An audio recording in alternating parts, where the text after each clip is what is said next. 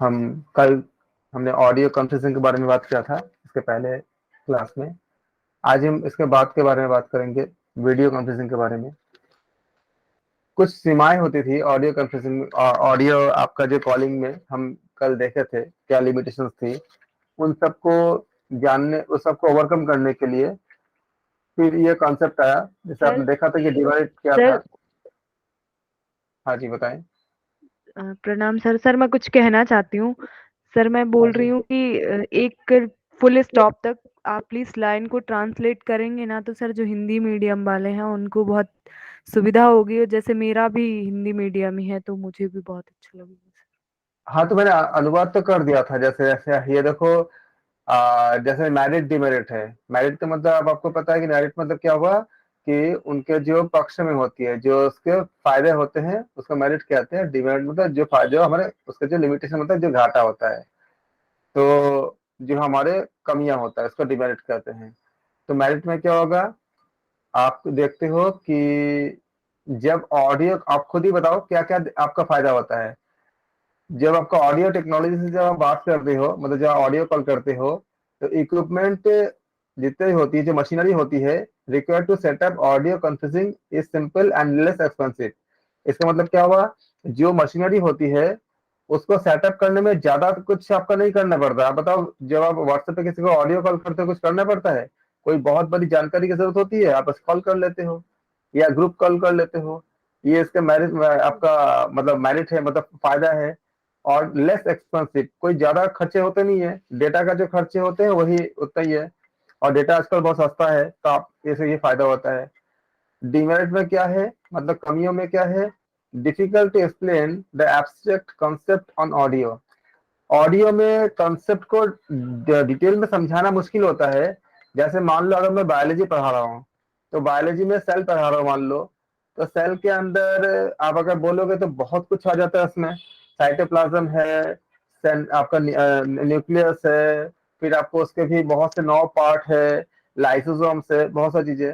अगर मैं ऐसा खाली वर्ड में बोलूंगा तो आपको क्लियर होगा? नहीं होगा।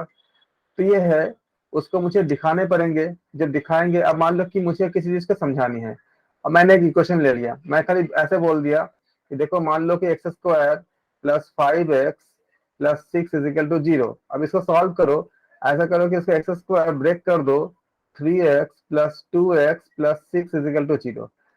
अब बताओ, जब मैं सामने आपको करके दिखा रहा हूं तब आपको समझ में आ रहा है, लेकिन अगर मैं इसको, इस बोर्ड को अगर मैं हटा दूं, अब मैं अगर बोलूं x square plus 5x plus 6 is equal to 0, x square plus 2x plus 3x plus 6 is equal to 0, आप मुझे फॉलो कर पा रहे हो?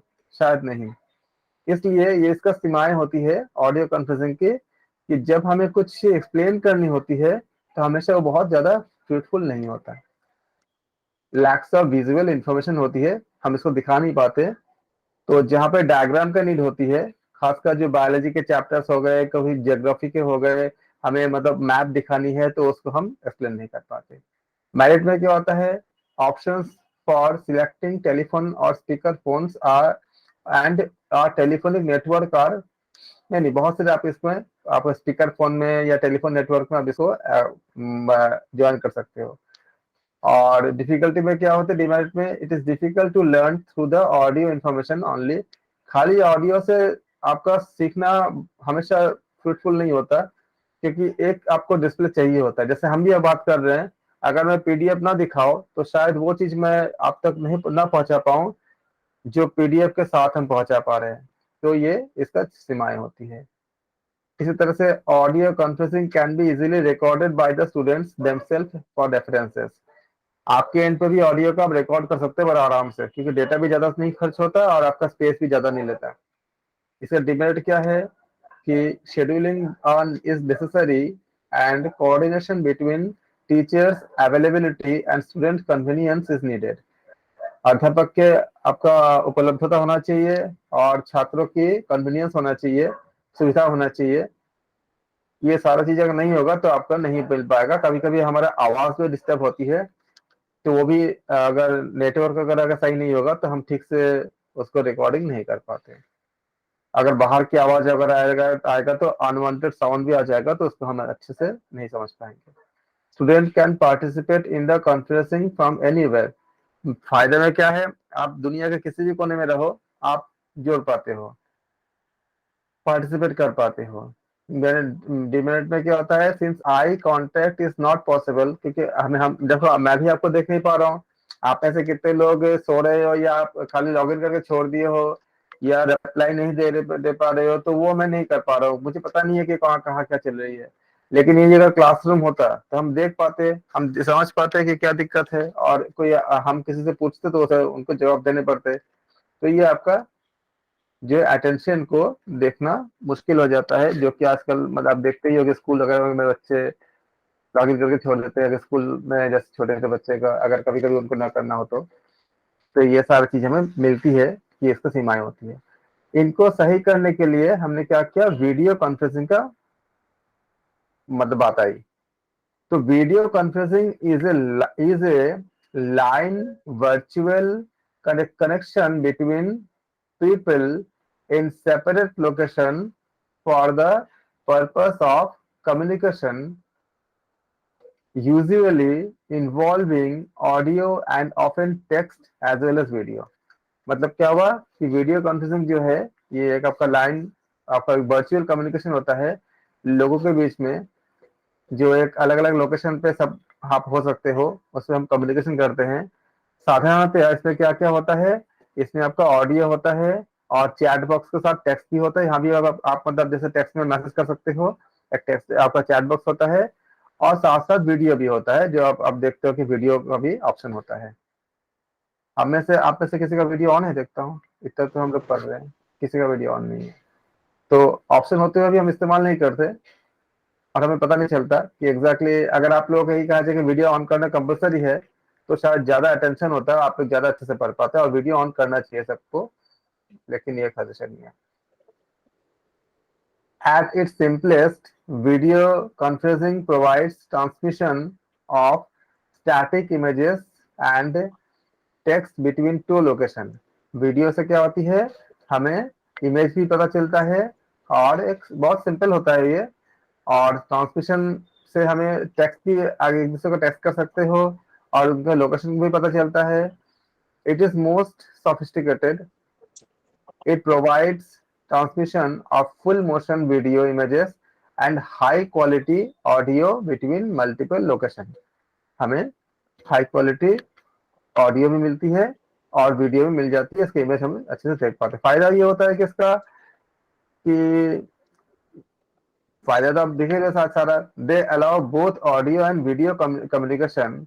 इससे हम किसी को देख भी पाते हैं, और ऑडियो और वीडियो दोनों ही हो जाता है। Hence are suitable for teaching that involves demonstration. ऐसे टीचिंग में जहाँ पे आपको डेमोन्स्ट्रेट करके दिखानी होती है, उसके लिए बहुत फायदेमंद होता है। जहाँ पे आपको कुछ करके दिखानी होती है, जैसे मान लो कि अगर हम कोई प्रैक्टिकल क्लास ले रहे हैं योग की या साइंस की, तो योग में हम आसन ऐसे बोल देते हैं कि भुजंगासन आप ऐसा करो, और अगर मैं उसको अगर कैमरे के सामने पूरा बॉडी को उस तरह से ले डाउन करके हम उठा के दिखाते हैं, या सूर्य नमस्कार करो, और मैंने सूर्य नमस्कार के सारे स्टेप हमने दिखाया करके, तो ये खाली ऐसे बोल देने से कि ऐसे ऐसे कीजिए, और हम अगर करके आपको दिखाते हैं, तो दोनों में बहुत अंतर पड़ता है। ये हमारा डेमोन्स्ट्रेशन इसमें इन्वॉल्व होता है।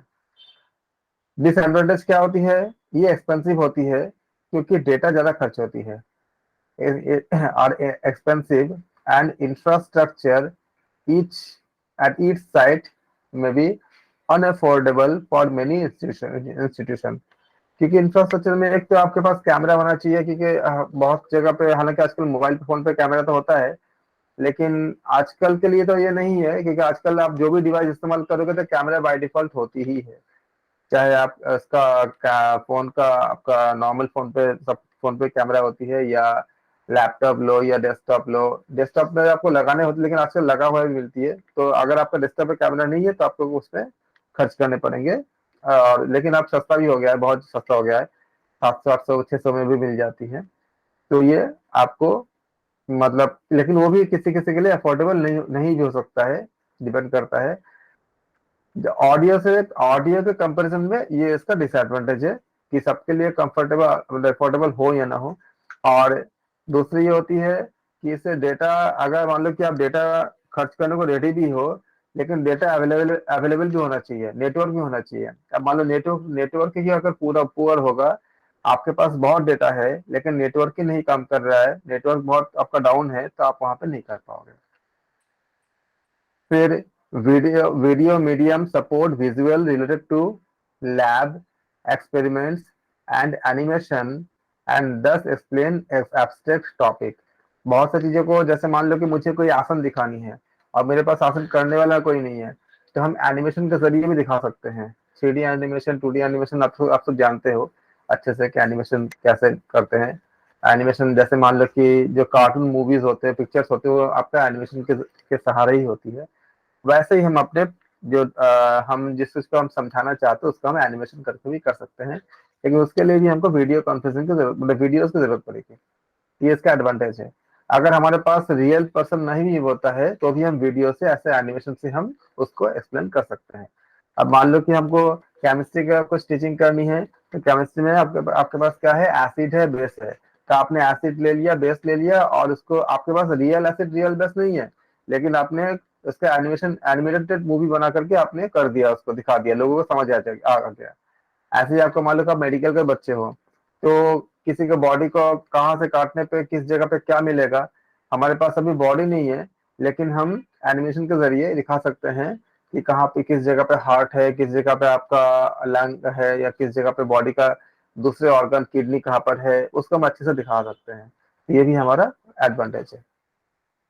डिसएडवांटेज क्या हो गया, required teacher trained to teach through this technology and requires a crew with cameraman and other technical expert। ऐसे टीचर होना चाहिए जिनको सारा टेक्नोलॉजी का अच्छा नॉलेज हो, क्योंकि इस टेक्नोलॉजी के नॉलेज के साथ उनका उनका सब्जेक्ट नॉलेज मैच करेगा, ये जरूरी नहीं होता। सब्जेक्ट नॉलेज कुछ और हो सकता है, जैसे मान लो कि मेडिकल का टीचर है, बायोलॉजी का टीचर है, तो उनको आपका आईटी का नॉलेज होगा या नहीं होगा, ये टेक्निकल बात चीजें जानकारी होगी नहीं होगी, ये जरूरी नहीं होता, उनको जानना पड़ेगा अलग से, अगर उनका वो सब्जेक्ट नहीं है तो ये आपका है। इसके अलावा अगर बहुत सारा, अगर जैसे मान लो कि इसके बहुत सारे आपका और भी काम करने होते हैं, जैसे आपका एक टीम ऐसा होता है जो कैमरा इत्यादि को देखता है कि आपका कैमरा सही एंगल से हो, फिर आपका साउंड रिकॉर्डिंग को सही करता है कि अनवांटेड बाहर के साउंड वगैरह ना हो, उसमें बहुत सारी चीजें करनी पड़ती है। तो ये सारे टेक्निकल लेके आपके पास एक टीम भी होना चाहिए। और अगर आप और भी बड़े लेवल पे काम करते हो, तो उसको वीडियो का बनने के बाद उसको एडिटिंग भी की जाती है, उसमें कुछ बहुत तरह के फिल्टर भी लगाया जाता है, जिससे देखने और समझने में और ज्यादा आसानी हो। और कई तरह के टेक्निकल चीजें हो, जैसे मान लो कि ये जैसे ये बोर्ड है, तो ये बोर्ड में बहुत से फीचर्स होते हैं। ये जैसे आपका कंप्यूटर एडेड आपका जो ड्राइंग होते हैं, ये सारा चीजें इसमें अवेलेबल हो। जैसे मान लो मुझे ये चीज बनानी है, तो मैंने ये बना दिया, तो अगर हाथ से बनाऊंगा तो वो तो शायद शायद ऐसा नहीं बन पाएगा, लेकिन मैंने सीएडी का इस्तेमाल किया, मतलब, तो क्या हुआ, बन गया। मुझे और भी कुछ चीजें बनानी है मान लो, तो मुझे ये बनानी है कि क्यूब या कीवर्ड का एक्सप्लेन करनी है। अब इसको मैं हाथ से बनाने जाता तो कितना समय लगता, तो मैंने इसको बना दिया। तो इसी तरह से आप मान लो कि मुझे प्रिज्म बनानी है, तो मैंने इसको बना दिया। तो ये सारे चीज अगर हमारे पास अगर टूल्स रहेंगे, जैसे मान लो मुझे ज्योग्राफी के बारे में कुछ समझानी है, या ऐसा कुछ चीजें आर्ट्स के बारे में समझानी है, तो मैंने समझा दिया इसको ऐसे बना करके। तो ये सारे चीजें अगर हमारे पास अवेलेबल रहेंगे, तो हम इसको आराम से कोई भी तरह का टूल हम इस्तेमाल कर सकते हैं, लेकिन हमें टेक्निकल नॉलेज की जानकारी होनी चाहिए कि अलग अलग टाइप का एज क्या होगा, प्रिज्म क्या होगा, पिरामिड क्या होगा, या उसके रिलेटेड जो चीजें होती है उसका अगर मुझे दिखानी हो, तो इस तरह से हमने उसको बना सकते हैं। तो ऐसे बहुत से सारे तकनीक होती है जिसको हमें जानना जरूरी होगा टीचर्स के लिए भी, और उसके बाद एक ऐसा टीम होना चाहिए जो जिसके लिए उनको काफी खर्च करने पड़ते हैं, एक्सपेंसिव होते हैं। और इफेक्टिव प्रोग्राम रिक्वायर आपका rehearsal with teachers and technical team, उनको रिहर्सल भी करने पड़ते हैं कि सही से सब चीजें हो रही है कि नहीं। फायदा नहीं होता है, they encourage interactive learning, learning बहुत अच्छी हो जाती है। The programs are schedule and learner need to be present at the time of transmission. जिस समय आपकी पढ़ाई होती है उस समय बच्चे उस जगह पे होना चाहिए, तभी उनको फायदा होगा। अगर उस समय वो नहीं होंगे तो लाइव क्लास को ज्वाइन नहीं कर पाएंगे, फिर उनको रिकॉर्डिंग देखने पड़ेंगे। ये सारा चीज उसमें लिमिटेशन है। लेकिन ये लिमिटेशन बहुत बड़ी नहीं है, क्योंकि जब आप स्कूल कॉलेज जाते हो तब भी आपको लाइव ही रहना पड़ता है। तो उस हिसाब से फिर आपका जो है डिजिटल रिवॉल्यूशन जो है, ये आपका हायर एजुकेशन में भी बहुत ज्यादा रोल प्ले करता है। ये आपका every institute is taking various initiative promoting digital education. The technology of online education and all the digital initiative have the possibility to revolutionize higher education scenario in their in near future. Digital revolution में क्रांति, जो digital क्रांति है, ये हमारे education में भी बहुत ज्यादा इस आपका एक क्रांति की तरह आया हुआ है। आप देखते हो कि हम ऑनलाइन क्लासेस कितनी ज्यादा चल रही है, पूरी पढ़ाई ऑनलाइन, लेकर यहाँ तक कि एग्जाम भी ऑनलाइन हो गई है। ये टेक्नोलॉजी जो है ऑनलाइन आपका एजुकेशन में आपको बहुत ज्यादा रोल प्ले करता है। ये पॉसिबल है आगे आगे के भविष्य में। जो सब्जेक्ट में ये भी बात चल रही है कि जिस सब्जेक्ट में इसकी जरूरत नहीं है कि प्रैक्टिकल विहीन सब्जेक्ट जो है, जैसे हिस्ट्री वगैरह है, जिसमें प्रैक्टिकल की जरूरत नहीं है, वो सारे को अगर हम ऑनलाइन कर देंगे तो फिर बहुत फायदा होगा इससे। जो जरूरी चीजें है उसका हम एनिमेटेड, जैसे मान लो हिस्ट्री की कोई क्लास है, तो हड़प्पा मोहनजोदड़ो के बारे में अगर बताते हैं तो ऐसे तो क्लास में आपको उसको खाली सुनने पड़ते हैं। लेकिन हम एनिमेटेड वगैरह से अगर हम उसको बना देते हैं तो हमें एक तरह की हमें विजुअलाइजेशन भी मिल जाती है, हमें एक मतलब दृश्य भी मिल जाती है। तो ऐसे चीजों के लिए आपके आगे आने वाले समय में हो सकता है कि ऑनलाइन पे बहुत भारी मात्रा में ऐसे एजुकेशन प्रोवाइड की जाएगी। इसके बहुत फायदा है। फायदा एक तो ये है कि कॉलेज में जाकर भी आप सुनोगे ही टीचर से, बेंच पे बैठोगे सुनोगे, ये आप अपने घर बैठे कर सकते हो। और दूसरा फायदा ये होता है कि सरकार को इसके लिए काफी खर्च करने पड़ते हैं, स्कूल बनाना, कॉलेज बनाना, बहुत से मतलब आपका इंफ्रास्ट्रक्चर बनाने पड़ते हैं। इसमें कुछ करने नहीं है। एक कॉलेज बनाने में जितने खर्च है उसमें उन्होंने उनको काफी कुछ उनको मिल जाएगा लोगों को देने के लिए। दूसरा तीसरा फायदा ये होगा कि जो अच्छे अच्छे जो एक्सपर्ट्स है, जो टीचर्स है, वो हमेशा हर जगह नहीं मिलते। लेकिन अगर ऑनलाइन पे होंगे तो वो सबको मिलेंगे, क्योंकि एक ही जगह पे उनको देने होंगे लेक्चर, सब कुछ सब तक पहुंच जाएगा। चौथा ये है कि इसमें नंबर ऑफ सीट की मतलब परेशानी नहीं है। आप कितने ही बच्चों का एडमिशन दे सकते हो और लाखों लोग एक साथ क्लास कर सकते हैं। ये सारे फायदे हैं और खर्चे बहुत कम है, सरकार के भी और आपका बच्चों का भी। तो हमें जो एजुकेशन, जो सबके लिए जो शिक्षा है, वो काफी दूर दूर तक फैल सकता है। तो उससे ये होगा कि जो हमारा जो इससे जो पैसा बचेगा, उससे हम अगर उसमें खर्च करें जहाँ पे ज्यादा आपको मतलब जैसे प्रैक्टिकल सब्जेक्ट जो जो जो चीजें होती है, जैसे इंजीनियरिंग हो गया, मेडिकल हो गया, या हमारा रिसर्च हो गया। हमारे यहाँ पे रिसर्च बहुत कम होती है, पीएचडी में हो गया, इस तरह के जो हम हमें खर्च करेंगे तो ये काफी ज्यादा मतलब फायदा होगा देश के लिए भी और सबके लिए भी। और इसमें हर कोई मैक्सिमम अपना अपना काम करते हुए भी, जैसे जो हाउस वाइफ है या जो आपका जॉब कर रहे हैं, वो उस टाइम पे आ नहीं सकते जिस समय कॉलेज चल रहा है। तो अगर उनके पास ऑनलाइन एजुकेशन होगा तो आपका रिकॉर्डेड भी होगा, उस रिकॉर्डेड को देख करके अपने तैयारी कर सकते हैं।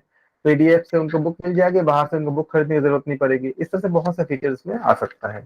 इसे बहुत समय से काम भी चल रहा है, आगे मिलेगा देखने के लिए। Department of higher education, ministry of human resources, तो इसका नाम चेंज हो गया अभी, मिनिस्ट्री ऑफ ह्यूमन मानव संसाधन जो था, ये आपका अभी तो नया नाम देने शायद हो गया है, शिक्षा मंत्रालय हो गया है। तो ministry of human resource, department of administrating a program, national mission education through information and communication technology. इसका शॉर्ट फॉर्म कई बार पूछा गया है, आप लोग इसके याद रखना। मैं पहले शॉर्ट फॉर्म का सब कुछ भेज चुका हूँ, उसमें भी ये है NMEICT, इसको याद रखना। हो सकता है कि शॉर्ट फॉर्म में पूछ लिया इसका पूरा नाम। to leverage the potential of ICT to make the best quality content accessible to all learner in the country free of cost। जो आपको मैंने हिंदी में समझा दिया, इंग्लिश में यही बातें हैं कि आईसीटी के जरिए बेस्ट क्वालिटी के कंटेंट मिलेंगे सारे शिक्षार्थियों के लिए देश में, और ये फ्री ऑफ कॉस्ट होगा। जैसे यूट्यूब पे बहुत चीजें आप फ्री देखते हो, वैसे ही उसमें उसमें ऐड नहीं रहेगा, बिना विज्ञापन के रहेगा वो। The various initiative under the program are is under. अब यहाँ से आपको क्वेश्चन बहुत बनते हैं अभी जो आप पढ़ोगे। ये समझ गया आपका कि ये गवर्नमेंट ने क्या करे उच्च शिक्षा में अपने आईसीटी का योगदान के लिए, योगदान को उन्होंने बहुत ज्यादा महत्व दिया है। एक होती है स्वयं, इसका नाम याद रखना, स्वयं के नाम बहुत पूछे जाते हैं। हमें लगता है कि स्वयं मतलब खुद करना, तो यहाँ पे खुद करने से नहीं है, ये एक शॉर्ट फॉर्म है। हाँ, इसके साथ ये खुद करने को भी मोटिवेट भी करता है, लेकिन इसका जो मीनिंग है ये आपका है study wave, study waves of active learning for young aspiring minds. अब इसको हिंदी में पढ़ोगे तो क्या पढ़ोगे, आपको इंग्लिश में आएगा ना, ऑप्शन आपको इंग्लिश में आएगा, और हिंदी में अगर कुछ होगा तो देख लेना हिंदी में क्या होगा, लेकिन आपको इसका इंग्लिश वाला ज्यादा आसान है याद रखने के लिए। तो स्टडी मतलब अध्ययन करना, वेब्स मतलब आपका जो आपका वेब के जरिए of active learning for young young aspiring minds, ये आपका स्वयं हो गया। द स्वयं study of active learning for young, अभी आप बोलते बोलते आपको याद हो जाएगा। एस्पायरिंग माइंड स्वयं is an integrated platform for offering online courses covering school 9 to 12। किसके लिए है, 9 से लेकर 12 तक, टू पोस्ट ग्रेजुएट लेवल और पोस्ट ग्रेजुएट लेवल तक। तो कहाँ एग्जाम में कैसे आ सकते हैं कि स्वयं का आपका दायरा कहाँ तक है, मतलब कहाँ से लेके किस क्लास से लेकर कहाँ तक है। तो ये इसमें आप बोलोगे 9 to 12, तो इसके अलावा आपका बाकी पीजी लेवल तक भी आपका इसमें मिल जाती है। स्वयं इज ए प्रोग्राम, देखो स्वयं का मतलब क्या हुआ, study wave of active learning for young aspiring minds, ये हो गया। और स्वयं का मतलब खुद, ये आप खुद से ही करते हो, खुद ही अकेले, मतलब आपको सारा चीज मिल जाती है अपने हिसाब से, आपकी सुविधा के हिसाब से। तो Swayam is a program initiated by government of India and designed to achieve the 3 cardinal principles of education policy. ये 3 आपका कार्डिनल प्रिंसिपल है, सिद्धांत, एजुकेशन के सिद्धांत के आधार पर बनाया गया है। Access, equity, quality. आप एक्सेस कर सकते हो समानता के साथ और गुणवत्ता के साथ। The objective of this effort is to take the best teaching learning resources to all. इसको मैं पहले हिंदी में बोल दिया था कि सबके लिए सुविधा उपलब्ध हो, ताकि सबकी पढ़ाई, सबका अध्ययन मिल सके, इंक्लूडिंग द मोस्ट डिसएडवांटेजेस। इसमें Swayam seeks to the bridge the digital device for student who have the hitherto remained untouched by the digital revolution and have not been able to join the mainstream of the knowledge economy। तो जिनके पास पैसों की कमी के कारण वो जन नहीं कर पाए, लेकिन इसके साथ दिक्कत क्या है, लिमिट सीमाएं क्या है कि आपको डिजिटल चीजें भी होना चाहिए आपके पास, और आपके पास नॉलेज भी होना चाहिए। जिनके पास मतलब स्मार्टफोन या इस तरह की चीजें नहीं है, उनके लिए ये मुश्किल होगा। तो ये इसके सीमाएं हैं। स्वयं प्रभा, फिर आता क्या स्वयं Prabha, the 32 educational DTH channel, ये सरकार की 32 एजुकेशन चैनल का एक। अच्छा, स्वयं में और स्वयं प्रभा में आप अंतर याद रखना कि क्या अंतर है। 32 चैनल आपका कहाँ पे मिलती है, स्वयं प्रभा में मिलती है। The Swayam Prabha has been conceived as the project for telecasting high quality educational program through 32 DTH channel. किससे, 24/7 डायरेक्ट टू होम जो चैनल होती है उसमें आपका 24 घंटे आती रहती है। ऐसे 32 चैनल है और उसमें हर चैनल का अपने अपने प्रोग्राम है कि किस क्लास के लिए कौन से चैनल है, वहां पे आपको सब मेंशन होती है। इसमें आपको ज्यादा कुछ नहीं करना पड़ते, अगर आपके पास डिवाइस है तो आप इसको देख सकते हो। नेशनल डिजिटल लाइब्रेरी, इसको एनडीएल कहते हैं। ये बहुत अच्छी है कि जिसके पास हमें अच्छे से बुक कभी मिल नहीं पाते, या मिलते भी है तो मुश्किल होता है, या हमें सबके पास लाइब्रेरी नहीं होता, तो नेशनल डिजिटल लाइब्रेरी से आप इसको एक्सेस कर सकते हो। National digital library in India aim to collect, preserve and disseminate entire intellectual output of our country and provide online access from school level to postgraduate level including technical education। आप इस library से आप हर तरह की किताबें आप access कर सकते हो, स्कूल लेवल से लेकर पोस्ट ग्रेजुएट लेवल तक। टेक्निकल एजुकेशन को भी चीजों को आप इसमें आप पा सकते हो, पढ़ सकते हो अच्छे से। ये इसका सरकार का एक बहुत बड़ी इनिशिएटिव है। फिर आती है आपका नैड, नेशनल एकेडमिक डिस्पोजिटरी। ये काफी मतलब अच्छा किया गवर्नमेंट ने।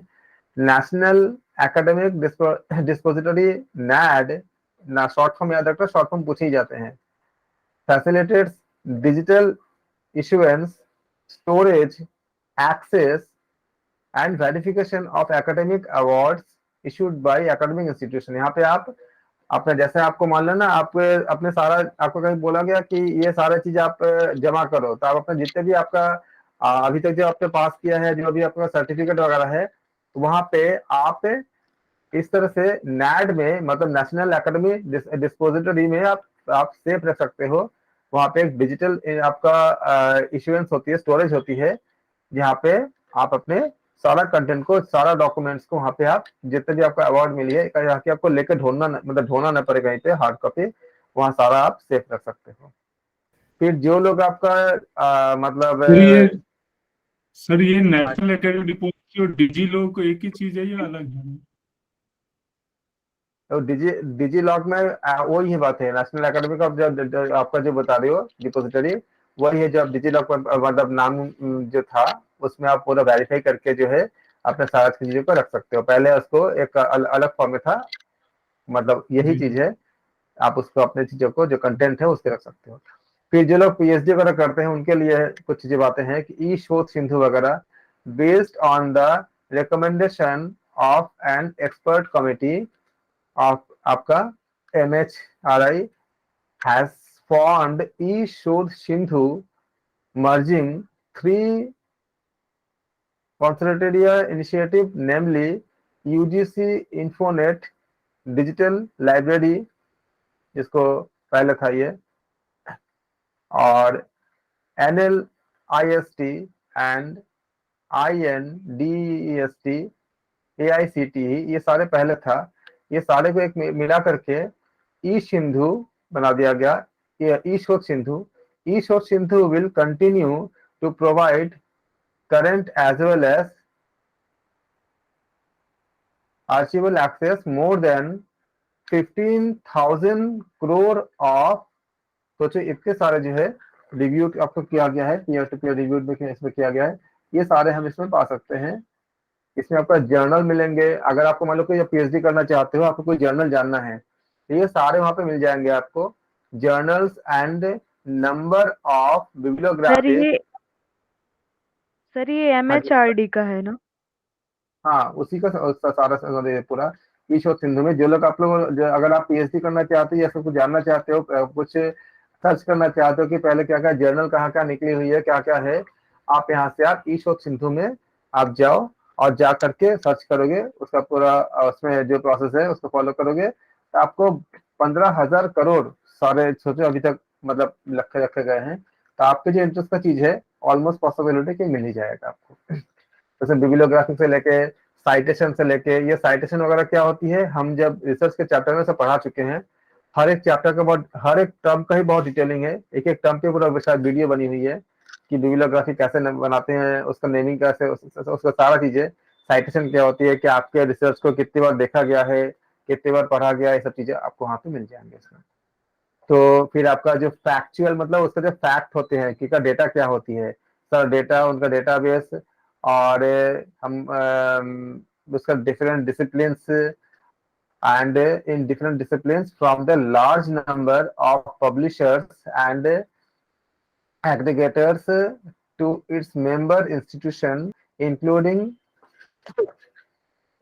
centrally funded technical institutions, universities, and colleges that are covered under 12B and 2F sections of UGC act. ये तो आपका रूल्स है, उस एक्ट के अंदर सारा जो है ये आपको वहां पे देखने को मिल जाएंगे अगर आप उसमें जाओगे तो एग्जाम में आपको इससे क्वेश्चन तो बन ही जाते हैं। आप ये देखो, ये हायर एजुकेशन का भी हो गया, आईसीटी का भी हो गया। This allows access to the best education resources in the world using digital mode, जिसके लिए आपको बहुत ज्यादा कुछ खर्चे नहीं करने पड़ते हैं। ये आपका स्कीम कहाँ चल रही है? गुजरात में, गांधीनगर इत्यादि में। फिर आता है आपका वर्चुअल लैब।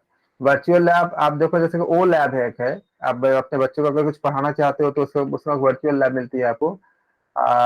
ऐसे कई तरह के लेबोरेटरी बनाई गई है कि एसिड बेस या केमिस्ट्री का या किसी चीज का अगर आप बनाना चाहते हो, या बायोलॉजी का, ऐसा चीजों का। Internet based experimentation further permits use of resources, knowledge, software, and data available on the web, apart from the encouraging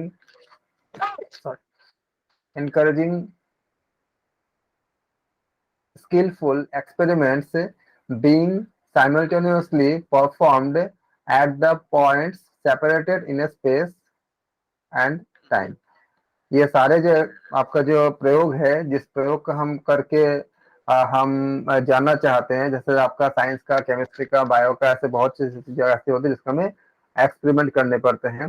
इस तरह का सॉफ्टवेयर डेवलप किया गया है जिससे आप उसको मतलब वर्चुअल लेवल पे उसको देख सकते हो, एनिमेटेड तरीके से उसको आप समझ सकते हो।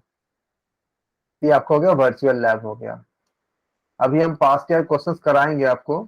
तो इधर बीच आपका जो क्वेश्चन आई हुई है, इसमें ये सब पहले तो नहीं था, सिलेबस में भी नहीं था, सब चीज था भी नहीं। इधर भी हाल ही में सब जितना क्वेश्चन आए हुए हैं आप देखने, इसमें से क्वेश्चन मिलेंगे आपको। फिर आपका आता है आपका ई यंत्र। तो आपका MHRD initiated the under of NME ICT program named E-Yantra is implemented to incorporate robotic into engineering education with the objective of engaging students through exciting hands-on application of mathematics, computer science and engineering principles। Engineering यंत्र का मतलब आपका device हो गया जो हम देखते हैं, तो कुछ यांत्रिक चीजें। तो इंजीनियरिंग स्टूडेंट के लिए बनाया गया ये, कि जो आपका उनके उनके जितने भी एप्लीकेशंस होते हैं, उनके संबंधित जितने आपका, जैसे कहीं ब्रिज बनानी है तो ब्रिज बनाने के लिए क्या क्या किस तरह का ब्रिज बन सकती है। और जैसे आप देखते हो कि मेट्रो में क्या होता है कि कभी कभी बहुत दूर दूर भी पिलर आपको लग सकते हैं। जैसे खासकर जो प्रगति मैदान में जो कुछ पिलर ऐसे लगे हैं कि काफी दूर दूर है, जहाँ पे बीच में रेलवे का लाइन भी जाती है और मेट्रो का भी जाता है। तो एक चैलेंजेस था, तो उसके लिए हम कैसे इस तरह की चीजें कैसे कर सकते हैं। या अभी जो लद्दाख वगैरह में जो हमारे बन रही है, सर रोड बन रही है, तो ऐसे पहाड़ों को काट हम कैसे बनाएंगे। इसके लिए कुछ बहुत से आपका एनिमेटेड तरीके से भी समझाते हैं, ताकि बच्चों को बहुत ज्यादा, जैसे हम लोग गेम वगैरह खेलते हैं उसी तरह के उसको बना करके ई यंत्र में हम एजुकेशन देने की कोशिश करते हैं। तो एग्जाम में ऐसा आ सकता है कि ई यंत्र का उपयोग कहाँ होता है, तो आप बोलोगे कि इंजीनियरिंग, जो भी ऑप्शन रहेगा उसमें, कि इंजीनियरिंग से संबंधित जितना भी आपका कंटेंट होती है उसमें हम करते हैं इसको। फिर आता है आपका कैंपस कनेक्टिविटी।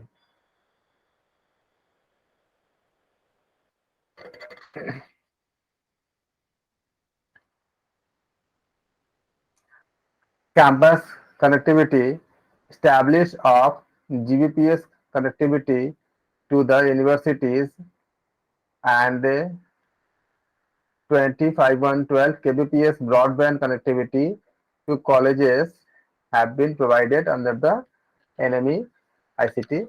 तो आप देखते हैं इसमें कनेक्टिविटी को काफी ज्यादा बनाया गया है ताकि कोई दिक्कत ना हो एक्सेस करने के लिए, और कनेक्शन की कोई दिक्कत ना हो, इंटरनेट की कोई दिक्कत ना हो, ये सब चीजें अच्छे से किया गया है। फिर आता है आपका ई कल्प, for creating digital learning environment for design in India. ये आप समझ गए हो। फिर आपका 10वां क्या आता है, the free and open source software for education. तो free and open source software for education, ख्याल रखना है इसको। promotes use of open sources of software in educational institution, ये इसका वेबसाइट लिंक है। It does through instructional material such as spoken tutorial, documentation such as textbook, companions, awareness program such as conferencing, training, workshop and internship। ये आप समझ ही गए होंगे। इसमें हम लोग क्या करते हैं, इसमें क्या क्या गया, इसमें कुछ मटेरियल जैसे कि जो वर्ड में, जैसे आपका ऑडियो कुछ ट्यूटोरियल हो गया, फिर आपका पीडीएफ में कुछ डॉक्यूमेंट्स हो गए, या आपका जो कोई कुछ कॉन्फ्रेंसिंग की हो गया, या कुछ वर्कशॉप हो गया, इंटर्नशिप हो गया, इस तरह से चीजों को अपना वहाँ पे प्रोवाइड की जाती है।